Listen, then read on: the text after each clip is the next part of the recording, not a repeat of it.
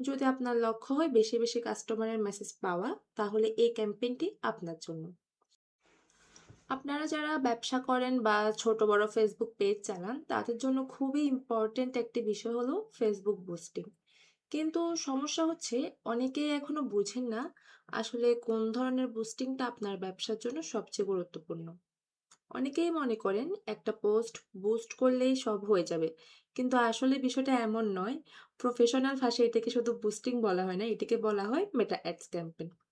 আপনার ব্যবসার লক্ষ্য কি, সেটার উপর নির্ভর করে কোন ক্যাম্পেইনটি আপনার জন্য সঠিক হবে, চলুন খুব সহজ ভাষায় জেনে নেওয়া যাক। প্রথমেই আছে মেসেজ ক্যাম্পেইন। যদি আপনার লক্ষ্য হয় বেশি বেশি কাস্টমারের মেসেজ পাওয়া, তাহলে এই ক্যাম্পেইনটি আপনার জন্য। এরপর আছে বুস্ট কন্টেন্ট।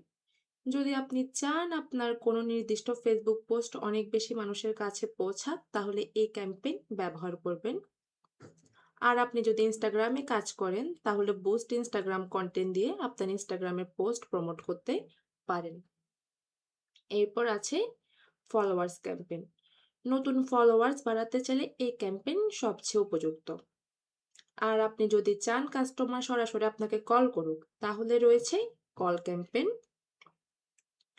আর আপনার অফিস, দোকান বা ব্যবসা যদি নির্দিষ্ট কোনো এলাকা ভিত্তিক হয়, তাহলে রয়েছে লোকাল অ্যাওয়ারনেস ক্যাম্পেইন।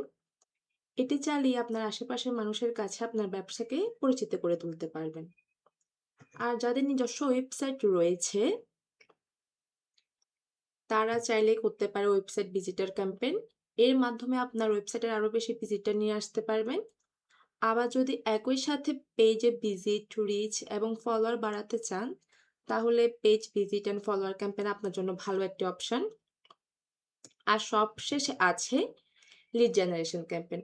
ধরুন আপনি কাস্টমারের নাম, মোবাইল নাম্বার, ইমেল বা অন্য কোনো তথ্য সংগ্রহ করতে চান। এই ক্যাম্পেইনে একটি ফর্ম থাকবে।